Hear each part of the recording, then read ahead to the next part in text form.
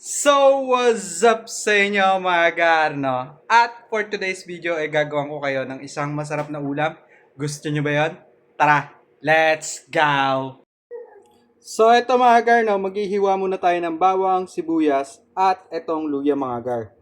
So, ito mga garno, nakapaghiwa-hiwa na tayo ng bawang, sibuyas, luya. Kaya proceed tayo sa next step. Ito, lagay na natin ang ating mantika. Alright.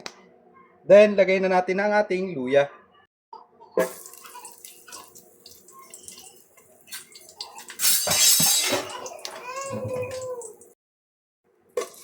At ito mga agar, no, nalagay na natin ang ating luya. Sunod naman natin ang ating bawang sibuyas.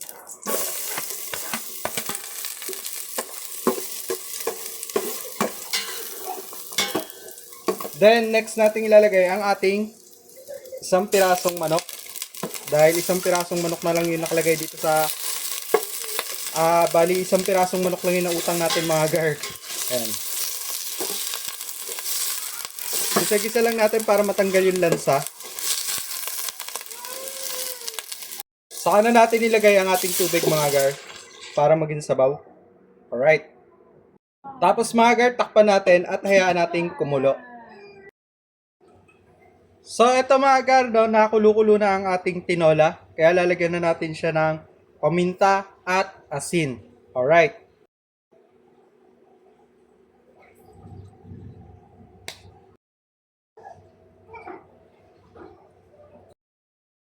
So, ayan mga gar, no, meron tayo ditong avocado. Kaya ilagay na natin dito sa ating tinola. Bali, ilalagay na natin yung avocado natin mga gar. Ayan. Then, mix it well natin mga gar.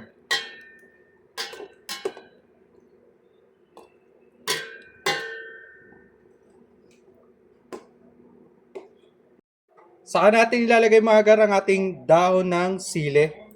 Alright. At malapit na matapos itong ating tinola na may avocado. Ayan. At eto na ang ating tinolang manok na may avocado. Shush! Napaka-angas! Eh! So, ayan mga gar, no? Ito na yung ating tinolang manok with avocado. So, ito, yung avocado.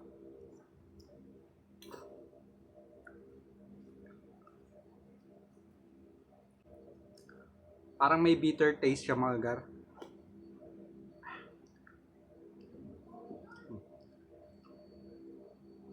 Avocado pa rin. Sabaw. Ang ating manok.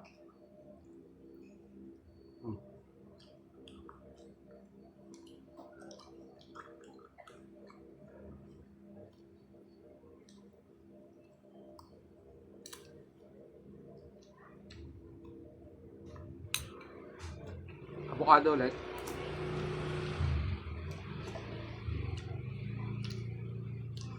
Kulang sa asin yung timpla ko.